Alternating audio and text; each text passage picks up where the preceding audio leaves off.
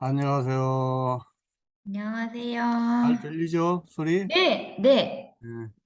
아, 이게 왔다리 갔다리 해가지고. 음, 어떻게, 더운데 어떻게 지내셔요? 그래. 그냥 목사님 뭐가 이렇게 바쁜지 모르겠어요. 애들 데리고 막 어, 하루가 금방 지나가요. 독일 생활도 이렇게 바빠서 어떻게? 그러니까요. 어? 그리고 요새 학기 초라 더 그런 것 같아요. 막 엘턴 아벤트 가고 막 어, 애들. 근데 크리스티안이 또 없으니까 어디 갔어요? 출장 갔어요? 이제 크리스티안 회사 있는 곳이 지금 아, 니른베르크에 있거든요. 네, 왔다 갔다 그러니까 하시지. 예. 그러니까 엘턴 아벤트가 연달아 있었어요. 둘이네, 민호네. 근데 없는데 또 애들 챙겨야 되고 막 이러니까 아우 정신이 하나도 없어요. 누구한테 맡기고 누구한테 맡기고 음, 아빠가 없으니까 더 바쁘네? 응? 그러니까요. 아빠가 없으면 좀 한가해야 되는 거 아니야? 더 바빠요. 그리고 애들 막 운동하는 데 데려다 주고 음, 뭐 하고 하니까 후딱 가요 하루가. 음. 목사님은 더운데 어떻게 지내셨어요? 그냥 뭐, 더위와 함께 살고 있죠. 음, 저희도 그래요. 너무 더워서 음, 학을 뗐어요. 학을. 음. 그러나 이 더위도 가뭄도 이게, 더위는 살짝 꺾이긴 하는데, 더위도 참 오래 가고, 예년에 비해서.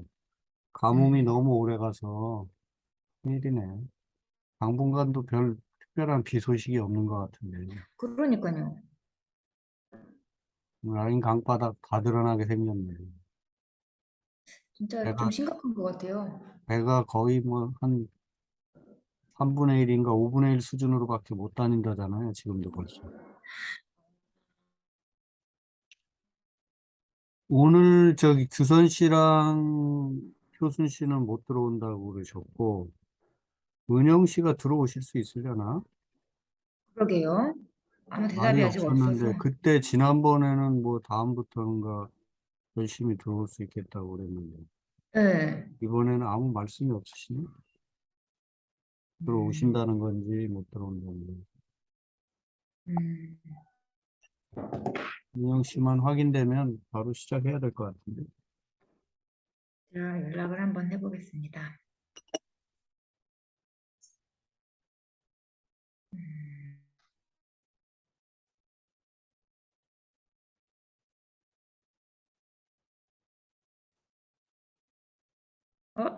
문자가 먼저 왔네요, 지금. 그래요? 못 올 것 같다고. 음. 퇴근하고 가면 또 못 들어가겠네요. 지금 나가면. 안 되겠다. 그러면 시작해야 되겠다, 그죠? 네. 네.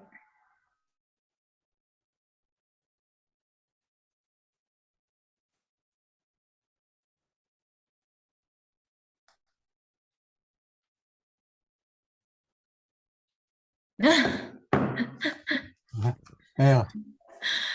가족 사진.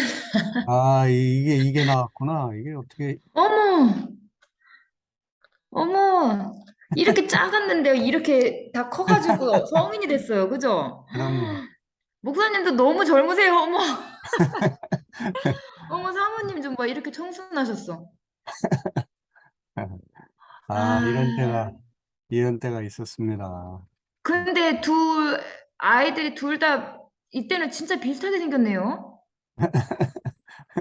음, 그죠? 너무 예쁘다. 지금도 비슷하지 않아요? 좀 달라요. 네, 지금은 좀 지금은 달라요. 작은 놈은 좀 통통해졌고, 큰 놈은 더 호리호리해졌고, 이제.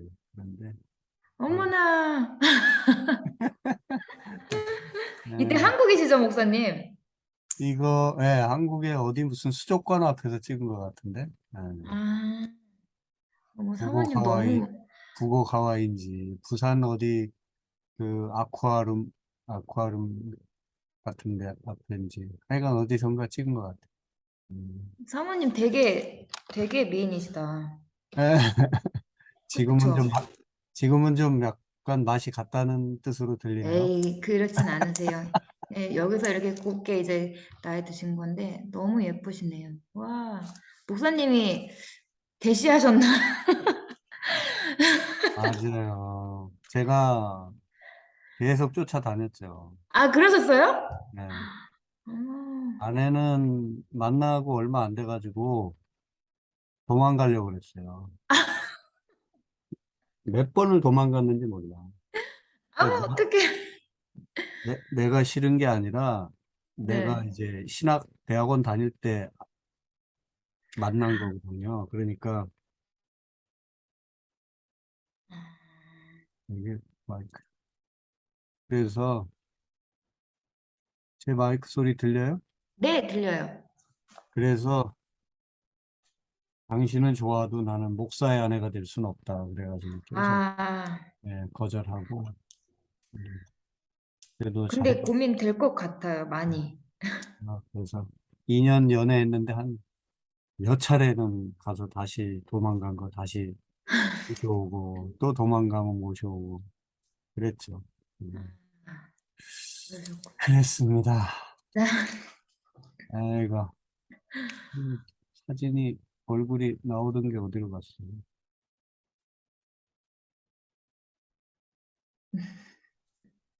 얼굴이 안 나오네.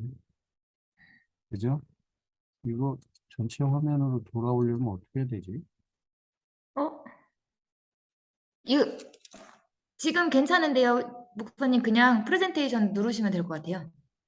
아니, 그러니까 프레젠테이션은 나오는데 네네. 왜 얼굴이 안 나오잖아. 사진으로만 나오잖아. 예, 얼굴, 그래도 목소리 들리니까. 얼굴 안 나와도 되니까. 그래요. 그러면 가보겠습니다. 네. 잠깐 기도합니다. 하나님, 오늘 예언서 공부합니다. 하나님께서 시대에 따라, 필요에 따라 세워주신 종들을 통해서 친히 말씀해 주시고, 그 말씀이 시대를 넘어 오늘에까지 저희들의 귀에 들려지고 눈에 보여집니다. 하나님의 그 역사하시는 손길을 또 경험하고 조금이라도 느끼는 이 한 시간 되게 하여 주옵소서. 아멘. 예수님 이름으로 기도드립니다. 아멘. 네, 예언서 지난번에 조금 말씀드렸는데 뭐 어차피 영상 제작도 안 돼 있고 또 다시 좀 이걸 접해야 되는 분들도 있고 그러니까 좀 뭐 간단하게지만 복습 겸 해서 쭉쭉 다시 한번 처음이다 생각하고 정리를 해보겠습니다. 자, 네. 예언서는 크게 대예언서와 소예언서 이렇게 나눌 수 있다고 말씀드렸어요. 대예언서는 예언자들이 커서가 아니라 예언 분량이 많은 것들을 대예언서라고 또 소예언서는 예언 분량이 적은 거 그렇게 나눈 거라는 거. 그래서 대예언서에 해당하는 거는 이사야서, 에레미야서, 에레미야, 에가 그리고 에스겔, 다니엘 그렇게 성경 권수로 치면 다섯 권이 대예언서에 해당하고 소예언서는 나머지 것들 뭐 몇 장 안 되는 그런 호세아, 요엘, 아모스, 오바댜, 요나, 미가, 나훔, 하박국, 스바냐, 학개, 스가랴, 말라기. 예. 여기 약자들은 좀 이렇게 외워두시면 좋죠.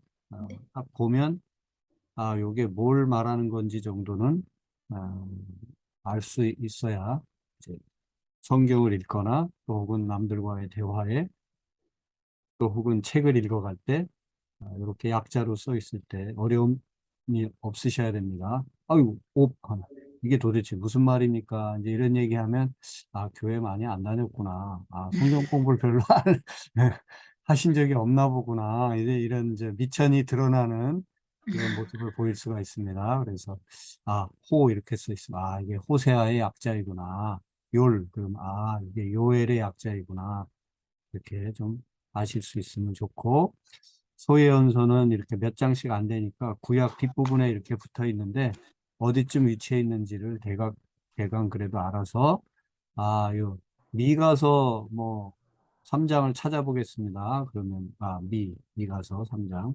빨리 찾을 수 있고, 읽어낼 수 있는 그런 정도의 기본은 갖추도록 노력하시는 게 필요합니다. 이제 새로 예수 믿고 성경 읽는 분들은 요 소예언서 때문에 어려움을 겪는 경우들이 많아요. 찾으라 그러면 어디가 붙어 있는지 몰라가지고. 네.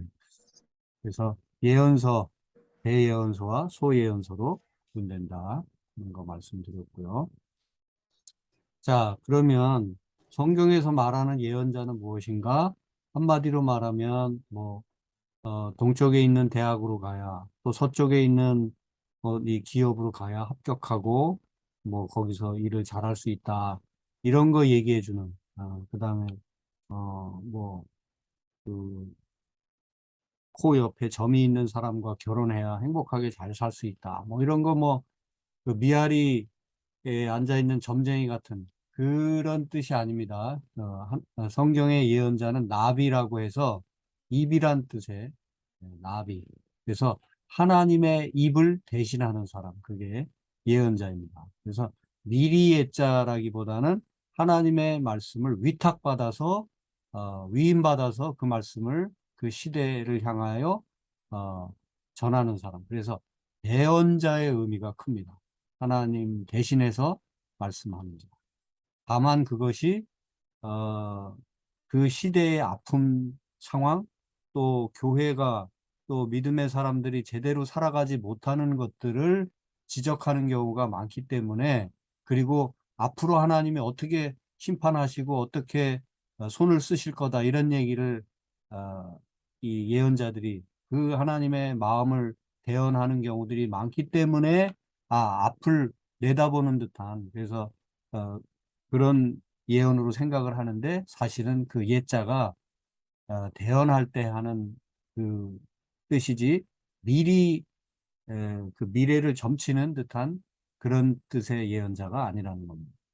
그래서 예언자들은 그 누구보다도 오히려 now and here 지금 여기 상황이 어떻게 벌어지고 있고 지금 여기에서 하나님은 어떤 마음을 가지고 하나님의 백성들을 또 이 세상을 들여다보고 계시는가 여기에 초점이 가 있는 게 이 예언서고 또 그 일을 이렇게 하나님 대신에 맡아서 하나님의 마음을 전하는 자들이 바로 이 예언자라고 할 수가 있습니다.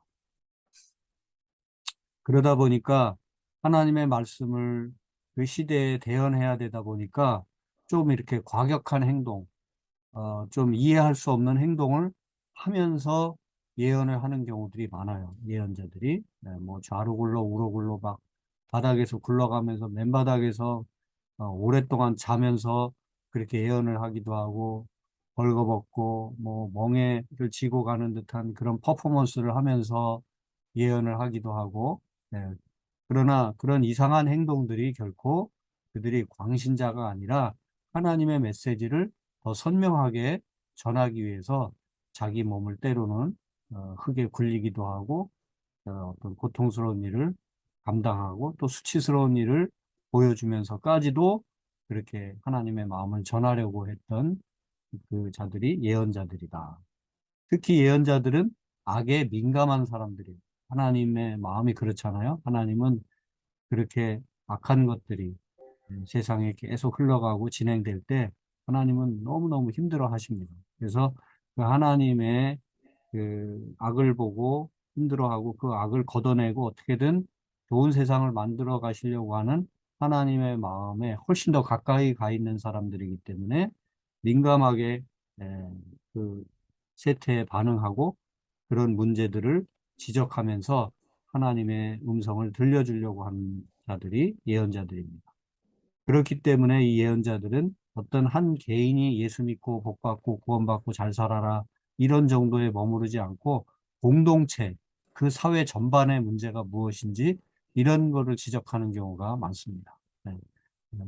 물론 우리 신앙생활은 뭐 공동체가 어떻든 또 우리 개인이 구원받고 우리 개인의 노력이 물론 중요하죠. 우리 개인적인 신앙이 중요한 것 분명하지만 그러나 성경에 이렇게 예언서가 많은 분량을 차지하고 있다고 하는 것은 우리가 개인과 내 내면의 문제에만 머물 수 없다고 하는 것을 하나님은 분명히 말씀해주고 있어요. 세상이 뭐 예를 들면 지금 러시아 우크라이나 전쟁이 여전히 계속되고 있고 또 지금 전 세계적으로 이 기후 문제로 인해서 진짜 지구가 얼마나 더 오래 버틸지 이런 걱정, 근심들이 세상을 휩쓸고 있잖아요. 근데 이런 것들은 다 소용없는 일이고, 나랑 관계없는 일이고, 그냥 덮어두고, 나만 예수 믿고, 그냥 잘, 뭐, 매주일 교회 가고, 신앙생활 잘하면 된다. 이렇게 이분법적으로 따로 놀지 않는다는 거예요. 우리의 신앙생활은 내 내면, 그리고 내 가정생활,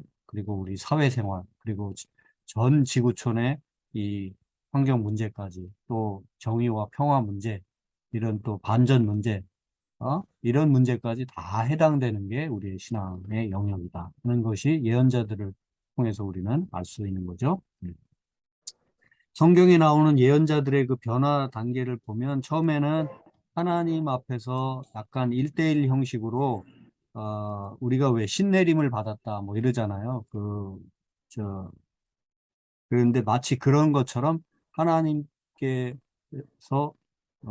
예언자들에게 어떤 특별한 감동으로 말씀을 들려주시고 그래서 그 말씀을 그대로 받아서 전하는 이런 형태의 이제 초기적인 뭐 약간 표현을 그렇게 굳이 쓰자면 신접한 예언자 형태로 이제 시작이 되지만 그러나 이제 조금 시간이 흘러가면 엘리야, 엘리사 성경을 읽다 보면 엘리야 예언자 엘리사 선지자의 이름을 이제 열왕기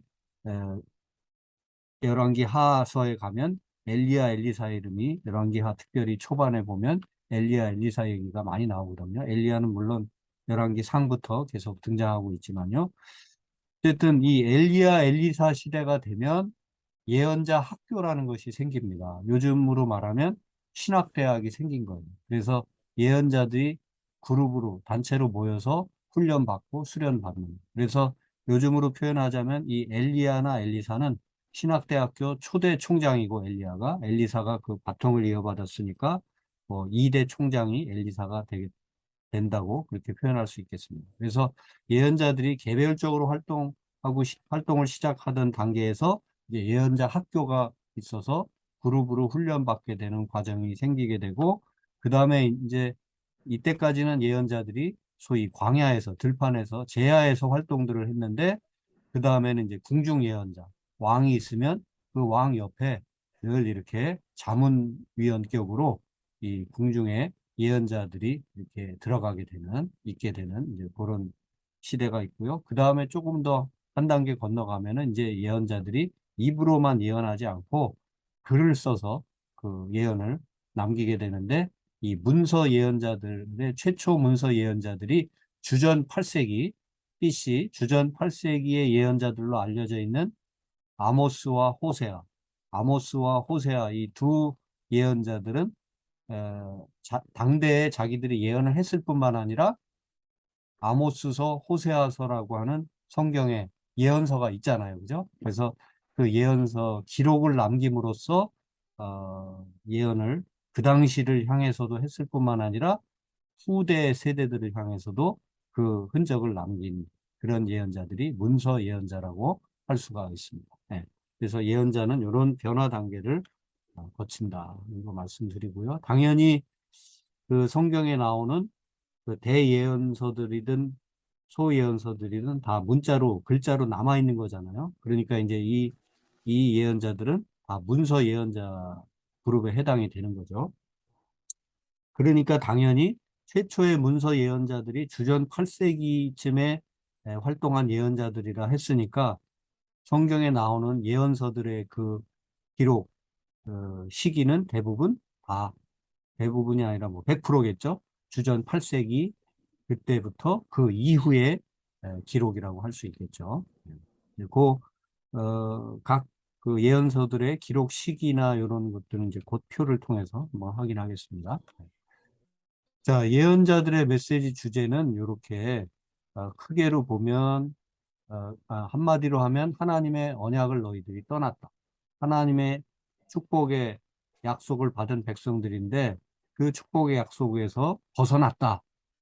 그, 그 지적을 예언자들은 하는 거죠. 근데 크게 세 가지로 하나는 하나님 외의 것 우상을 숭배했다. 그리고 하나님을 믿는다고 하면서 사회생활이 엉망이었다. 불의를 행하고 정의와 평화는 온데간데 없고 뭐 이제 이런 얘기죠. 그 다음에 예배는 열심히 드리고 기도도 열심히 하는 것 같고 종교적인 형식은 살아있는데 알맹이가 다 빠졌다. 네, 매너리즘에 빠지고, 그래서 형식만 남은 그런 것들을 지적하게 됩니다. 네. 그래서 좀 더 다른 각도로 보면 이제 어, 예언자들의 메시지는 요 세 가지를 지적하면서 요 네 가지 내용이 주로 담겨 있습니다. 그래서 백성들의 악한 행위를 고발하는 내용, 그 다음에 그 악한 행위를 이제 던져버리고 하나님께로 돌아올 것을 촉구하는 내용. 그 다음에는 그딴 식으로 계속 살면 하나님의 심판을 면할 길이 없다는 내용. 그 다음에 심판은 분명히 뭐 오게 될 것인데 심판으로 끝난다 그러면 이게 너무 절망적이잖아요. 그래서 하나님이 심판하시지만 이 우리의 문제를 궁극적으로 해결할 메시아 구세주가 오실 것이다 라고 하는 이제 또 소망의 메시지까지 이 예언자들의 메시지 속에 이 네 가지가 담겨 있는 경우들이 대부분입니다. 자, 그래서 이 예언서를 시대별로 또 대상별로 좀 구분해 볼 수 있는데요. 크게는 포로 시대 이전, 그 다음에 포로 시대, 포로에서 돌아온, 포로 귀환 이후의 시대, 이렇게 나눠볼 수가 있죠. 네. 포로 시대 전에는 이제 이스라엘의 예언을 한 예언자들은 호세아와 아모스, 아까 말씀드린 바로 최초의 문서 선지자들이라고 할 수 있는, 그래서 8세기를 말합니다. 네. 8세기에 호세와 아모스가 활동을 했고요.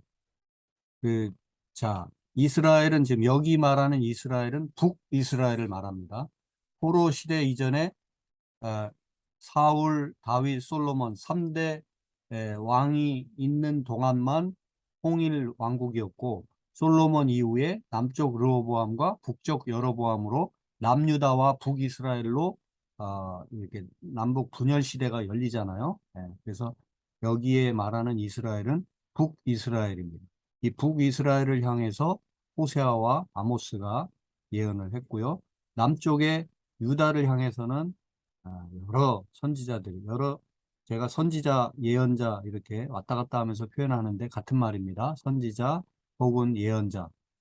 이렇게 예, 예언자라고도 하고 때로는 선지자라고도 합니다. 자, 그래서 유다를 향해서 예언한 예언자들, 선지자들은 요엘, 이사야. 요엘은 뭐 9세기일 수도 있겠다 하지만 확정적이진 않습니다. 어쨌든 이사야는 8세기 말에서 7세기, 미가는도 8세기 말에서 7세기 비슷한 시기, 에레미야 그리고 에레미야 애가는 7세기 말에서 6세기 초, 뭐 이런 식으로 8세기 이후로 7세기나 6세기 초까지 걸쳐서 유다, 간단히 말하면 포로 시대 전인데 이제 유다가 망하기 전에 뭐 한 100년, 200년 전부터 유다를 향해서 계속 예언을 하죠. 그딴 식으로 살아가면 멸망할지 모른다. 심판당할지 모른다. 이런 예언을 계속 유다를 향해서 정신 차리라고 예언한 자들이 여기 나온 예언자들이고요. 이스라엘 호세아 아모스도 마찬가지죠. 호세아는 사랑을 외친 선지자고요. 아모스는 정의를 외친 선지자입니다. 그리고 이제 이스라엘 그 주변에 아수르라고 하는 강대국이 있었어요. 이 아수르, 요즘으로 말하면 우리나라로 치면 뭐 중국이나 이런 일본 뭐 이런 나라일 수 있는데 이런 나라를 향해서 요나나 나훔이 또 예언을 합니다. 너희들이 강대국이라고 지금 약한 소국들, 이스라엘을 비롯해서 이런 약한 작은 나라들을 막 함부로 치고 그렇게 하는데 너희들 정신 안 차리면 너희도 멸망할 것이다. 아수르의 멸망을 선포하고 예, 요나 같은 경우는 아수르 정신 차리라고 가서 회개시키려고 보낸 선지자이죠. 요나는 읽어보시면 4장밖에 안 되지만 아주 짧고 굵은 내용을 담고 있는 선지서라고 할 수 있습니다. 나훔도 아수르의 멸망을 예언했고요. 에돔이라고 이제 요단강 동편에 또 에돔이라는 나라가 있었는데 이 에돔 나라를 향해서 예언한 자가 오바댜입니다. 예. 그래서 여러분들이 예언서를 읽을 때는 이 선지자가 어떤 시대에 어느 나라에서 어느 나라를 향해서 지금 예언하고 있는가. 이제 읽다 보면 거기 당연히 드러나지만, 이렇게 머릿속에 어느 정도, 이렇게 다양하게 그 당시에 이스라엘과 유다뿐만 아니라 주변 나라들을 향해서도 예언자들은 하나님의 메시지를 선포했구나 하는 것을 알 수가 있죠.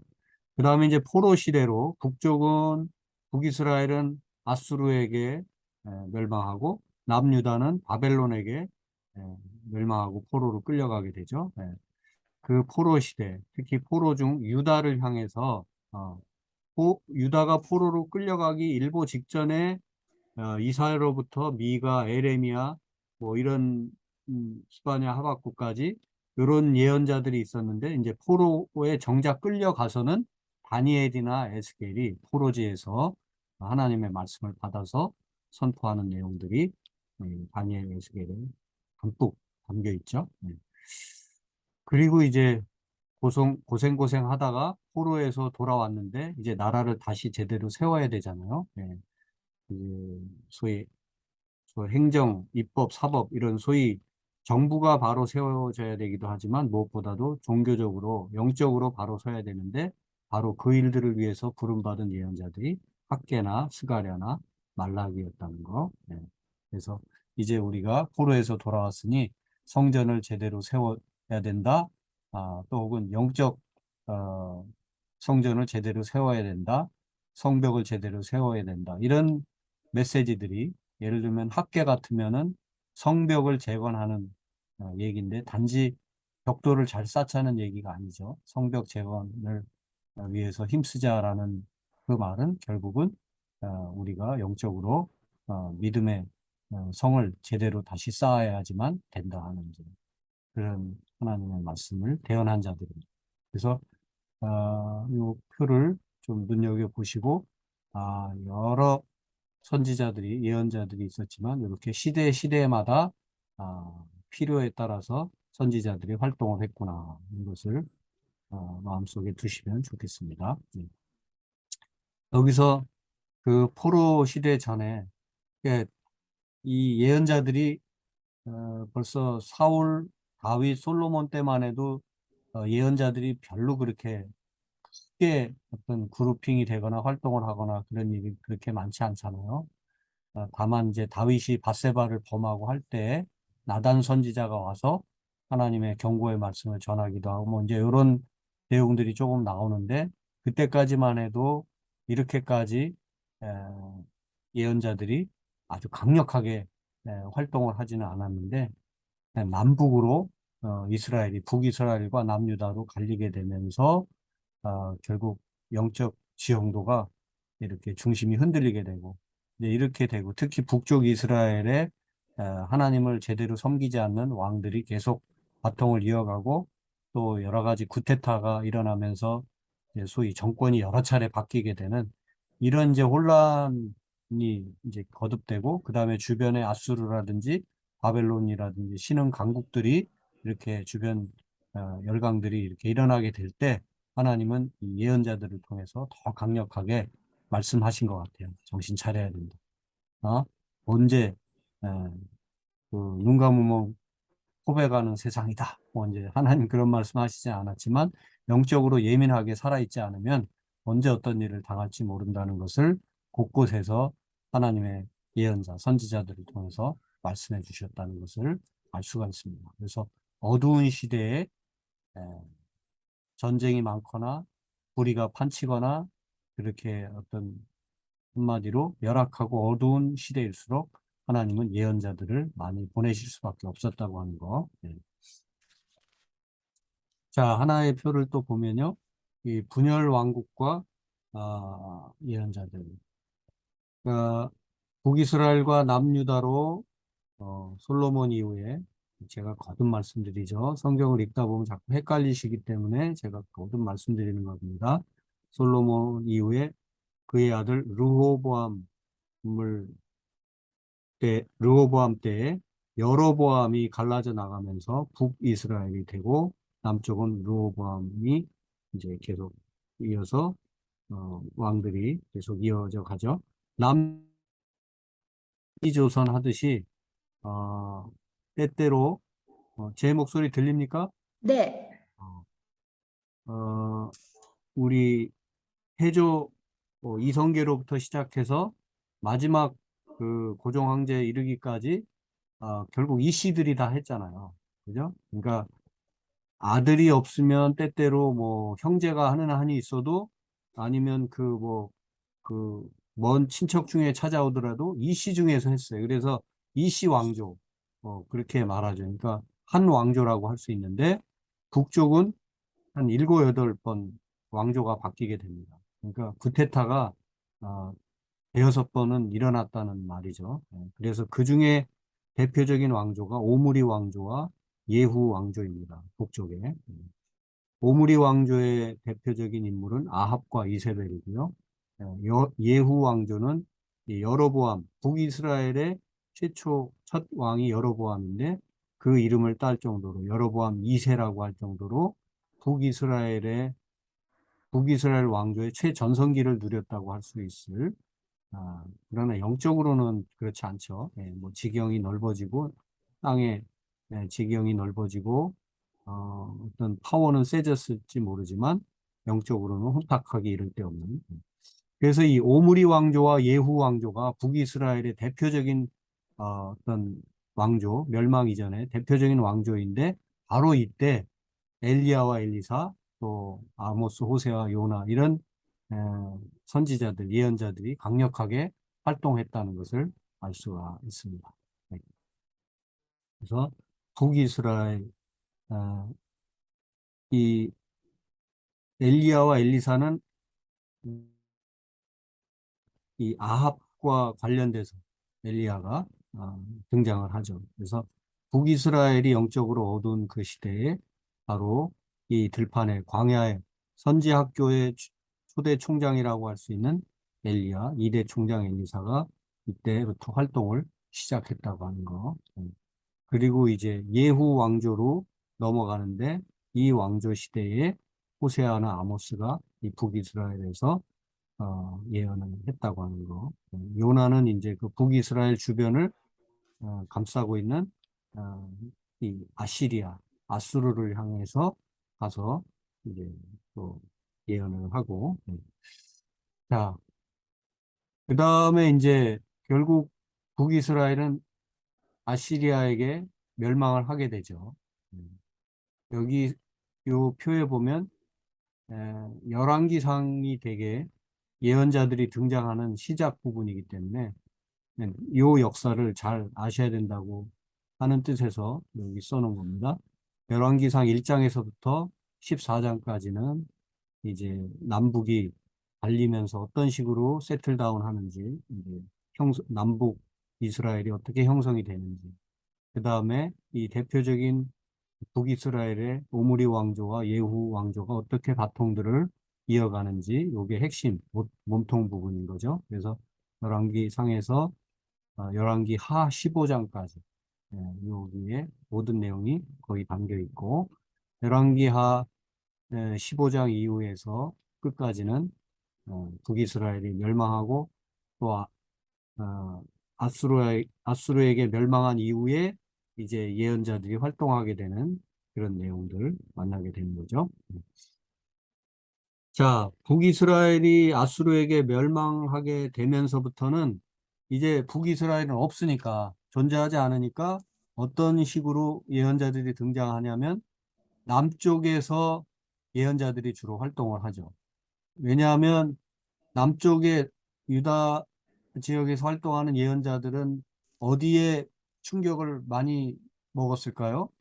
북쪽에 동족이라고 생각했던, 우리로 치면 북한이 뭐 어디 중국한테 잡아먹힌 거예요. 지금은 북한이 중국이랑 되게 가까운 것 같아도 당대당이잖아요. 그죠? 중국의 속국이 아니잖아. 근데 이 어느 날 중국이 북한을 먹어버렸네. 이제 그런 식으로 주변 그 뭡니까 이 아수르가 이 북이스라엘을 잡아먹어버렸어요. 자, 그러고 나니까 남쪽에 있는 유다, 우리로 치면 이제 남쪽, 남한에 사는 우리는 이제, 이러다가 우리도 어떻게 될지 모르겠구나. 미국의 속국이 될지 아니면 중국이 더 쳐내려와서 우리까지 완전히 멸망하게 될지 이런 두려움, 이런 충격에 휩싸이게 되면서 이사야나 미가나 나훔, 스바냐, 에레미야까지 계속 이제 정신 차려야 된다고 예언을 하는 겁니다. 그러다가 예레미야 같은 경우는 눈물의 예언자라고 하는데 이제 멸망이 임박했다.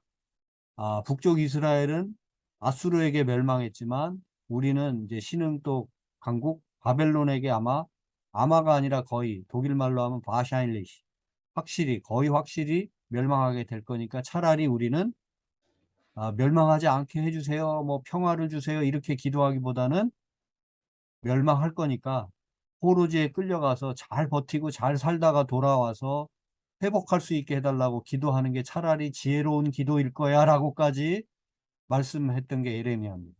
그래서 어쨌든 멸망일보 직전에 이 긴박성을 가지고 눈물로 호소한 예레미야 예언자까지.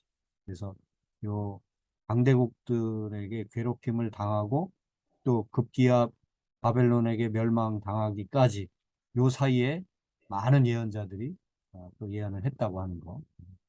그러나 결국은 버티지 못하고 남유다도 바벨론에게 멸망을 하게 되는데 그 멸망해서 포로지에 1, 2, 3차에 걸쳐서 포로로 끌려가게 되는데 그 포로지에서 다니엘과 에스겔이 뭐 어느 강가에서 눈물로 기도하는 중에 하나님의 음성을 들었습니다. 뭐 이제 이런 식으로 어, 하여간 각자 형편에 자기 자리에서 하나님 주시는 말씀을 대언하는 그런 다니엘과 에스겔의 모습을 볼 수가 있습니다. 그 상세한 뭐 각자 예언자들의 내용은 또 우리가 뒤에서 살펴봐야 되겠습니다. 자, 어, 그러면 이제 조금 한 사람씩 보도록 하죠.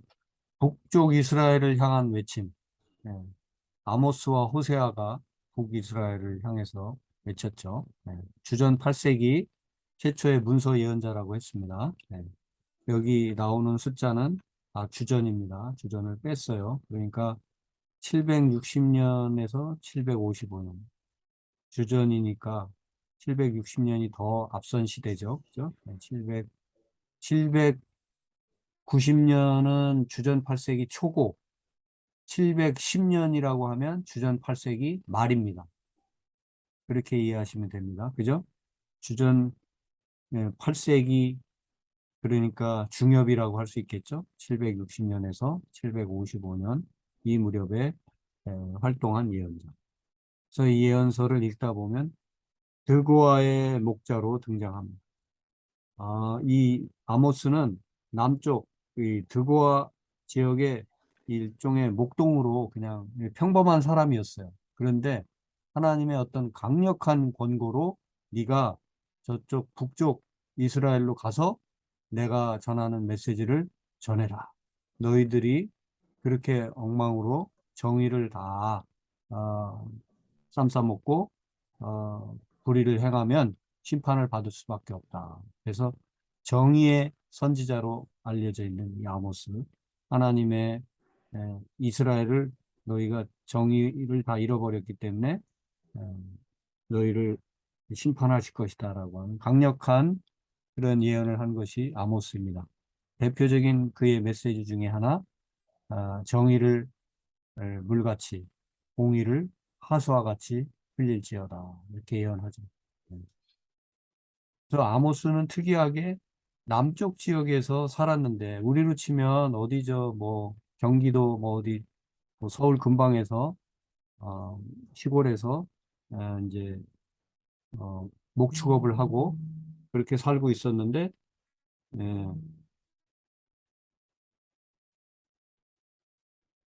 잠깐만요. 여보세요? 예, 예. 네, 네. 예. 그러면 제가 월요일 날 찾으러 가면 되겠죠? 네. 감사합니다. 네, 네, 고맙습니다. 예, 예. 아이고. 여권을 잃어버려가지고. 아이고, 목사님 한국 가셔야 되잖아요. 아니, 그래서 지금 그 여권이 불과 한 달 전에 새로 한 거거든요. 10년 만기 지나가지고. 아이고, 그런데 한 달도 안 돼가지고 또 잃어버렸어. 또 잃어버린 게 아니라 10년 만에 했는데 그 새 여권을 사용하기 시작한 지 한 달도 채 안 돼가지고 어디든 아무리 뭐 잊어봐도 그래가지고 새로 만들어서 오늘 지금 왔다고 연락이 온 거예요. 아유, 본 다행이다.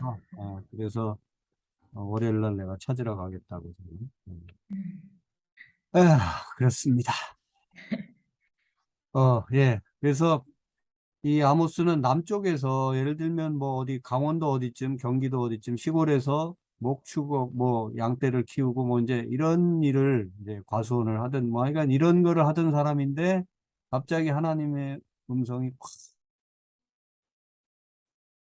콱서 외쳐라 뭐 이제 이런 음성을 들은 거예요. 그래가지고 이 휴전선을 넘어서 북쪽으로 올라가서 하나님의 메시지를 전한 거죠.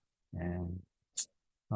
요즘 대한민국 헌법에 따르면 이 뭐죠?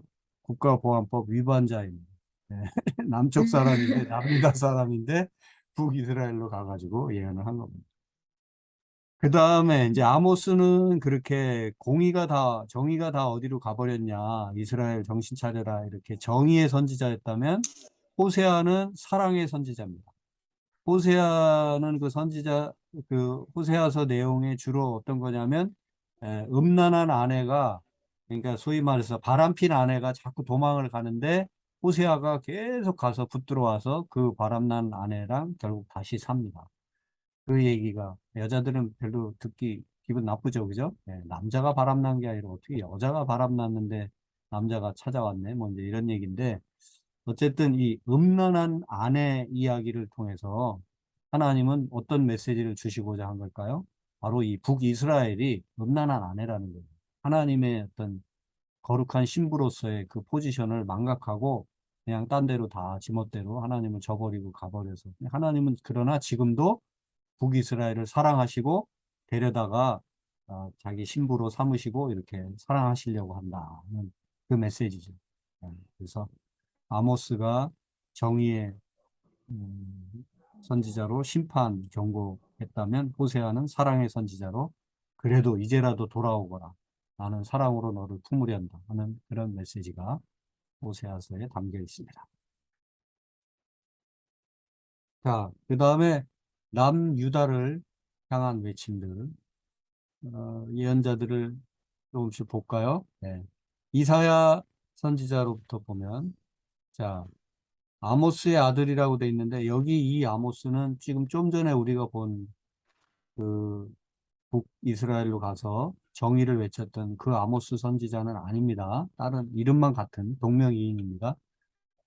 이 이사야는 귀족 선지자예요. 이 아까 아모스는 들판에 그냥 이렇게 목동이를 하다가 부름받아서 하나님의 메시지를 전한 사람이라면 이사야는 이제 그 에, 엘리사 이후로 그 선지자 학교들이 이제 운영되고 있다고 그랬잖아요. 나름대로 마이크를 감지하지 못했습니다. 이 메시지가 떴는데 목소리 들립니까? 저는 들려요. 다행이네요. 이게 자꾸 떠가지고. 음. 자, 그러면 녹음 제대로 되고 있겠죠. 이거. 음. 자, 어쨌든 이사야는 이 목동의 아들이 아니라 이 다른 동명이인의 아들로서 귀족 선지자였다고 하는 거. 그리고 그의 심판 메시지는 여러 시대에 걸쳐 있습니다. 그래서 이사야서가 엄청 분량이 많은데 에, 흔히 학자들은 39장까지는 제1 이사야, 그 다음에 40장에서 66장까지는 제2 이사야, 혹은 이걸 더 56장과 66장은 또 따로 분리해서 제3 이사야라고 이렇게 세 부류로 혹은 그냥 크게 두 섹션으로 이렇게 나누기도 하는데 왜냐하면 읽어보면 너무 시대가 다른 거예요. 음. 뭐 한 100년, 150년 막 200년 가까이 이렇게 그 시대 상이 달라요. 그래서 이거는 이사야의 이름으로 적어도 두 시대, 세 시대에 선포된 예언의 내용이 이사야라는 이름으로 하나로 묶여 있는 책이구나. 이렇게 학자들이 연구 중에 요즘 이제 대체로 그렇게 이해하고 있죠. 그러나 이제 보통 우리가 말하는 제1 이사야, 이사야의 이 시대 앞에 BC 740년에서 680년 경일 것이다 하는 요 내용은 주로 1장에서 39장까지의 제1 이사야의 시대를 말한다고 할 수가 있습니다. 왜냐하면 40장 이후에 66장까지 보면 이게 벌써 포로로 끌려갔다가 포로기 이후에 그런 내용이 많이 나오거든요. 그래서 시대가 많이 이렇게 이제 시대의 폭이 가장 넓은 게 이 이사야서라고 할 수가 있습니다. 그만큼 또 이사야서에는 모든 예언서들이 가지고 있는 뭐 심판과 그 다음에 마지막 메시아 소망에 이르기까지 이 모든 내용들이 거의 다 담겨 있는 아주 훌륭한 책이라고 할 수가 있죠. 이사야서 책.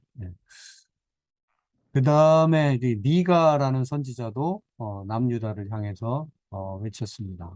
미가서에는 주로 어, 다른 예언서에 비해서 이 메시아 탄생, 예수님이 결국 오실 것이라고 하는 메시아 탄생 예언이 강력하게 들어있는 게 이 미가서입니다. 그리고 이제 여기는 간단히 보겠어요. 나중에 더 보기로 하고.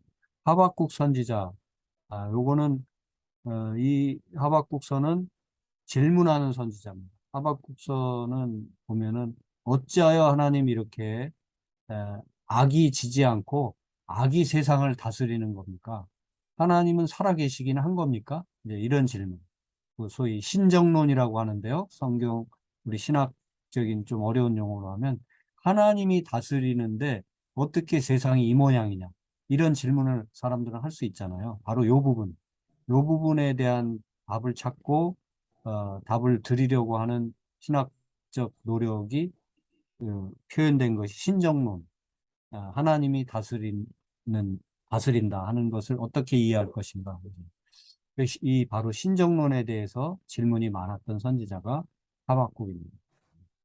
하나님이 다스리시는데 어찌 이렇게 세상엔 전쟁이 많고 불의가 판치고 하나님은 눈뜬 장님이십니까? 하나님은 귀를 먹으셨습니까? 네, 뭐 이제 이런 식의 어떤 호소가 많았던 게 하박국입니다. 네, 읽어보면 또 재밌어요. 네. 그래서 하박국의 핵심어는 어찌하여입니다. 어찌하여 하나님, 어찌하여. 어, 그 다음에 스바냐, 스바냐서는 스바냐도 역시 궁중 선지자인데요. 스바냐의 핵심 메시지는 등불이라고 할 수 있어요. 네. 예루살렘 심판을 경고하고 또 뿐만 아니라 만국이 심판받을 것이다라고 하는 그런 얘기. 그래서 그 가운데서 진정한 기쁨의 빛을 찾아야 된다. 그런 얘기가 스바냐서의 핵심 메시지고요. 에레미야, 눈물의 선지자라고 했죠. 네. 에레미야는 남유다가 멸망하기 바로 일보 직전, 벌써 포로로 막 끌려가기 3차 포로기까지 있다고 그랬잖아요. 그래서 포로로 벌써 끌려가요. 그 끌려가는 거를 보고 본인도 막 끌려가기도 하고 이제 이러면서 예언을 했던 것이 에레미야입니다. 그다음에 애가는 바로 에레미야 애가인데요. 에레미야의 예언서 중에서도 특별히 이 눈물 담긴 내용들이 더 많이 담긴 거, 에레미야 애가입니다. 자, 어, 뭐, 이 하나하나씩 다 보게 되면 이제 오래 걸리니까 오늘은 간단히 살펴봅니다.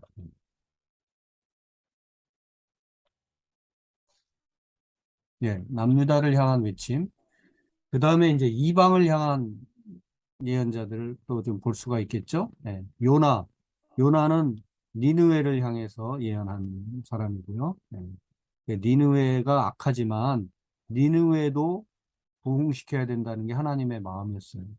우리로 치면 아, 중국, 예? 그 공산당이 판치고 그러니까 중국은 그냥 싹 다 멸망했으면 하는 게 그런 생각을 가질 수도 있잖아요. 근데 하나님은 그렇게 생각하지 않는다는 거예요. 중국에도 그리스도인들이 있고 바로 그 그리스도인들을 통해서 중국이 영적으로 다시 살아나야 된다 하는 게 하나님의 마음이었고 그거를 따라서 너 요나야 여기로 가서 니느웨로 가서 소위 말해서 정신 차리라고 외치라. 그런데 요나는 처음에 불순종했죠. 예, 개인적으로 겁이 나기도 하고 그 다음에 하나님의 그런 마음이 마음에 안 들었던 거죠. 아, 저놈들은 예? 요나가 지금 그 니느웨를 살려주시려고 하고 니느웨를 부흥시키려고 하시는 하나님의 마음에 부합하기가 쉽지 않잖아요. 요나뿐만 아니라 당연히 이스라엘 사람이라면 이것을 쉽게 받아들이기가 어려운 거죠. 우리 민족만 사랑해 주시기를 하나님께 기대하는 게 보통이잖아요. 그죠? 그런데 내가 나랑 원수같이 나를 잡아먹으려고 덤벼드는 저놈을 회개시켜서 하나님이 부흥시키게 하시겠다니까 기분 나쁘잖아요. 그래서 반대쪽으로 도망가려다가 이제 읽어보시면 고래밥이 됐다가 사흘 만에 다시 이제 살아나고 막 이런 과정을 거치면서 결국 요나가 니느웨로 가서 회개하라고 외치는데 요나는 하기 싫은 걸 외치니까 그냥 사흘 길을 가야 될 걸 뭐 절반 가면서 외치고 그렇게 적당히 한 거예요. 소위 말하면 하기 싫은 전도를 한 거예요.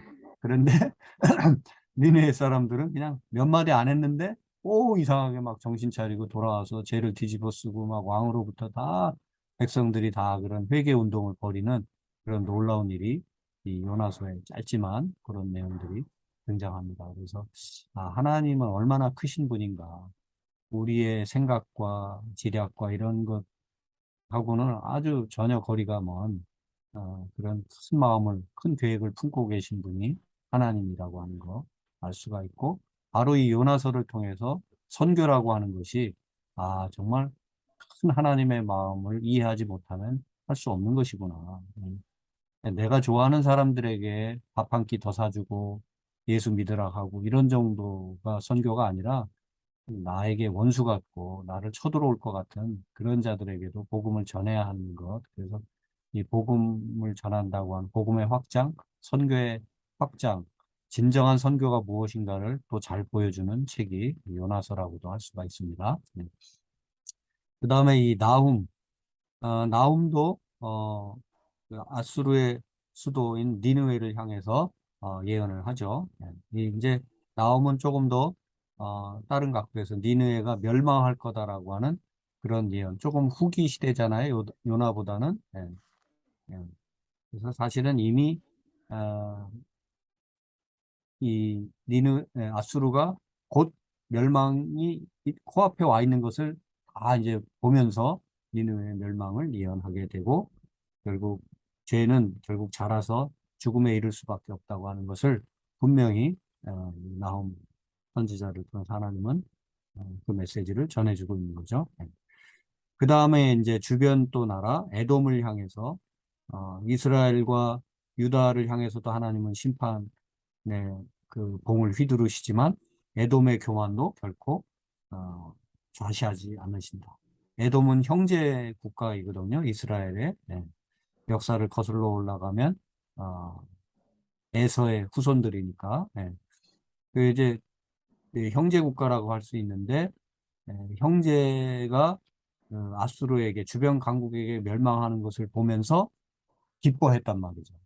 저놈들 깨소금 맛이야 이러면서 형제가 잘못된 것을 어, 기뻐한 이 에돔의 그 교만과 이기적인 것들을 하나님이 또 과시하지 않고 심판하신다 하는 메시지가 오바댜서에 담겨 있습니다.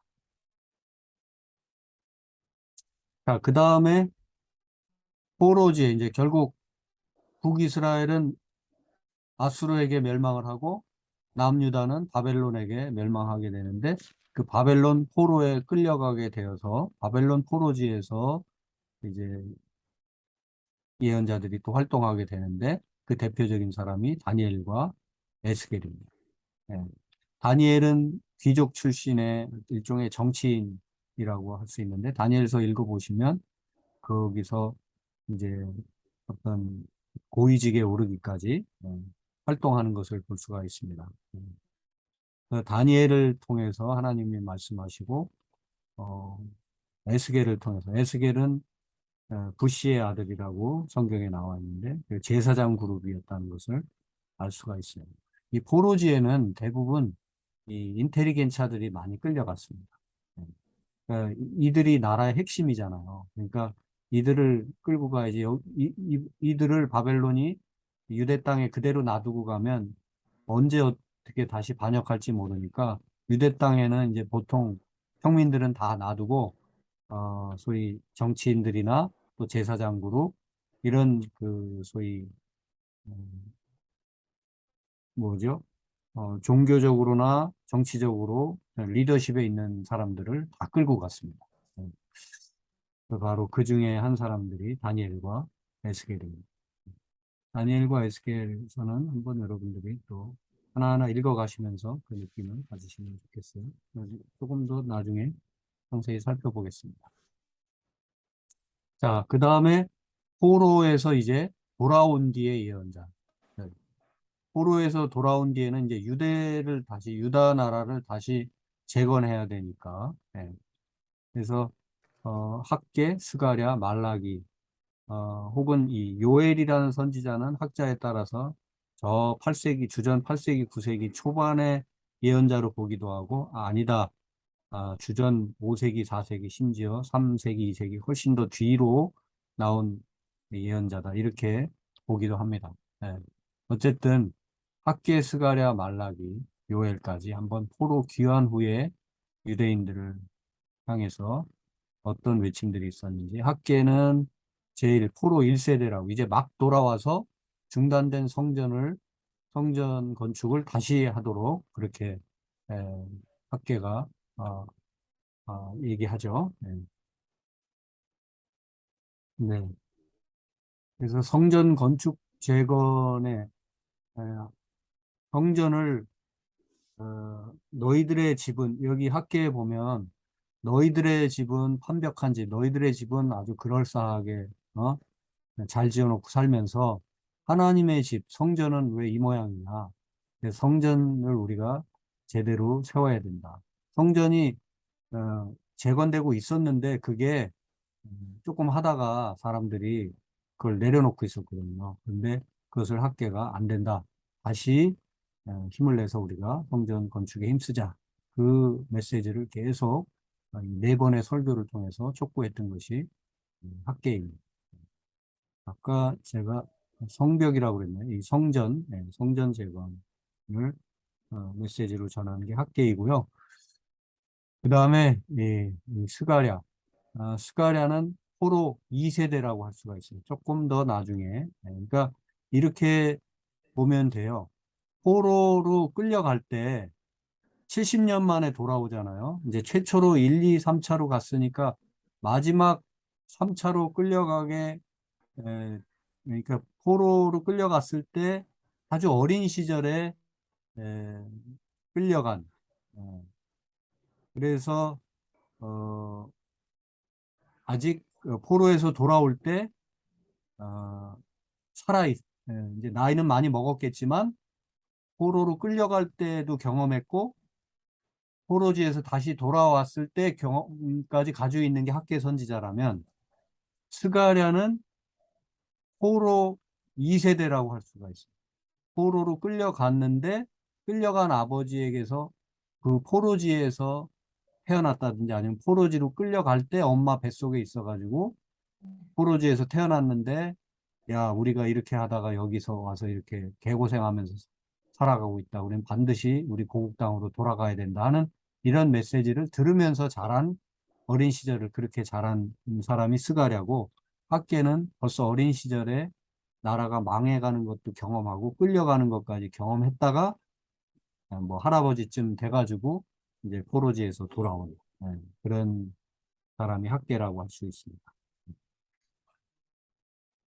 그러다 보니까 아무래도 학계는 구체적으로 성전을 재건하자 하는데 메시지를 두었고, 스가랴는 이제 포로 2세대답게 더 훨씬 미래를 보면서 메시아 왕국이 올 것이다. 그리고 우리가 아, 영광스러운 그 미래를 함께 만들어 가야 된다. 그래서 조금 더 미래지향적인 그런 메시지를 선포한 것이 스가랴입니다. 메시아가 오실 것이다라는 거. 그 다음에 말라기는 주의 날이 임박했다.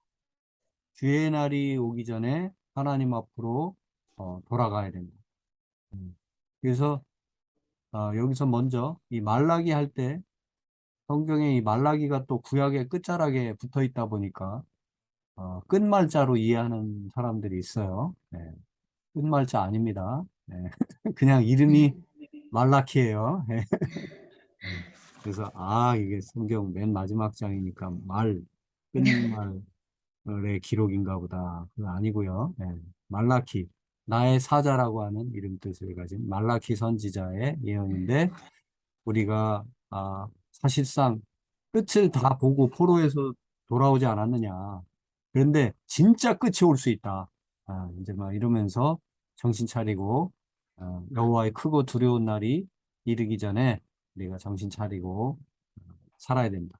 그런 얘기. 그 다음에 이제 요엘 같은 경우는 역시 주의 날 심판을 예언하고 또 성령 예언을 하죠. 성령의 충만함을 받아서 새롭게 살아야 된다. 이런 얘기들 하죠. 그래서 적어도 학계, 스가랴, 말라기 정도는 요엘은 그 훨씬 이후로도 볼 수 있지만 어쨌든 요 세 사람은 어, 포로에서 돌아온 뒤에 유대인들을 향해서 간절한 마음으로 하나님의 마음을 전한 예언자들입니다. 여기까지. 네. 여기까지 오늘은 하는 게 좋겠습니다. 네. 예,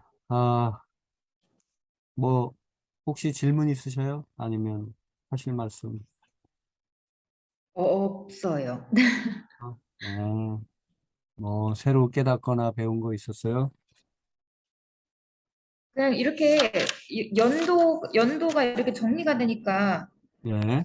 조금 더 성경을 이해하는 거가 조금, 그죠? 왜냐면 약간 두루뭉술 할 때가 있었거든요. 네. 왜냐면 네, 그 기간 같은 거라든지 이런 거가, 근데 지금 이렇게 쫙 하니까 다시 네. 읽으면 정리가 많이 될 것 같아요. 네. 조금 더 이해할 수 있을 것 같아요. 네. 조금은 우리가 성경에 나온 숫자나 이런 것들을 너무 기계적으로 적용하려는 거는 문제지만, 그래도 대체로 그 역사의 흐름을 알고 어떤 시대에, 어떤 배경 속에서, 특히 이제 예언서 같은 경우는 어느 시대에, 어느 왕 때, 어떤 배경 속에서 선포된 예언들인가, 그리고 그 예언들이 또 뒤에 이어서 선포될 때가 있지만 또 기록이 되는 때도 또 약간 시차가 있잖아요. 그래서 그런 어떤 시간적인 흐름, 역사의 흐름들을 이해하면서 예언서를 읽으면 훨씬 더 다이나믹한 느낌을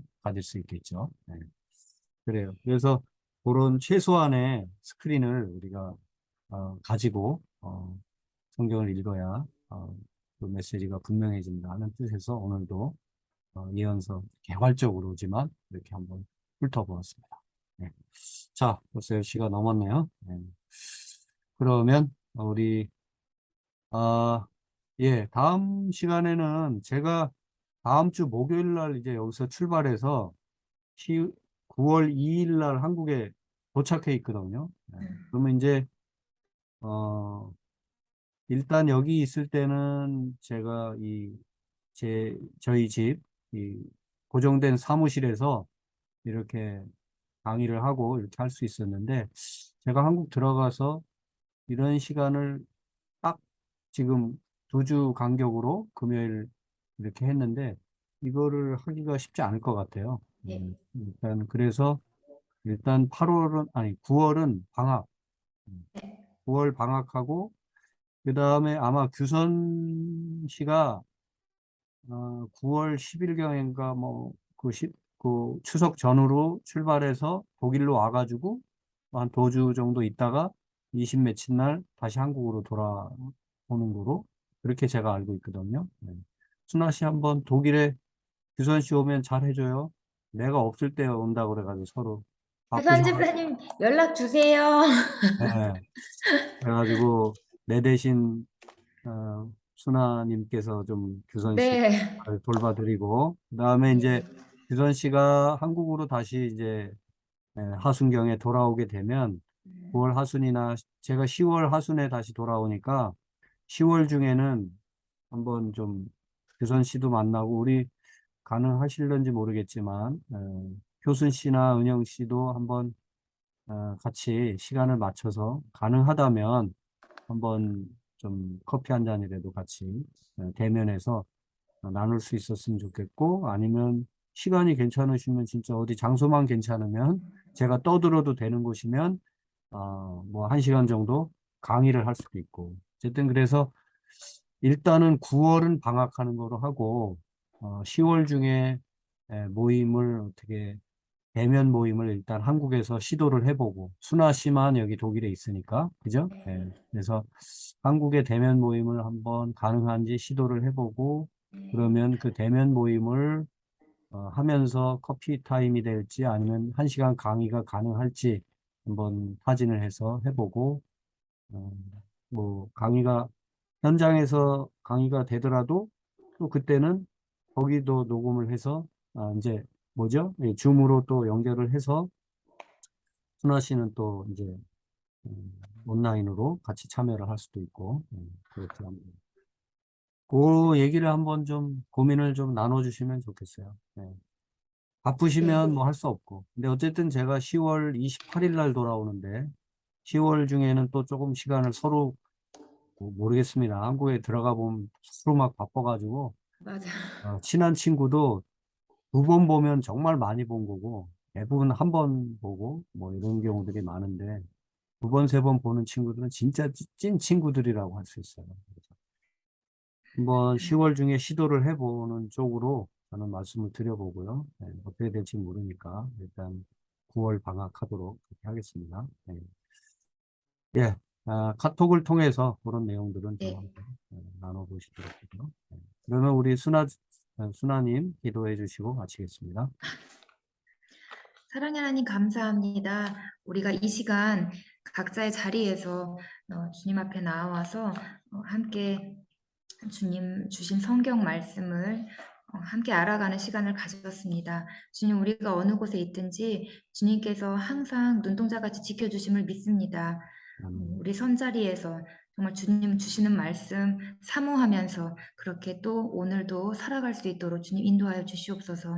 우리를 아멘. 위해서 언제나 애쓰시고 너무나 고생하시는 목사님, 주님 그 노력 아십니다. 주님께서 귀히 여겨주시고 우리 목사님의 영육간의 그 강건함 주님께서 주실 줄 믿고 주님 주시고 싶으신 그런 말씀들 우리 목사님 입술을 통해서 저희에게 전달하실 수 있도록 함께하여 주시옵소서.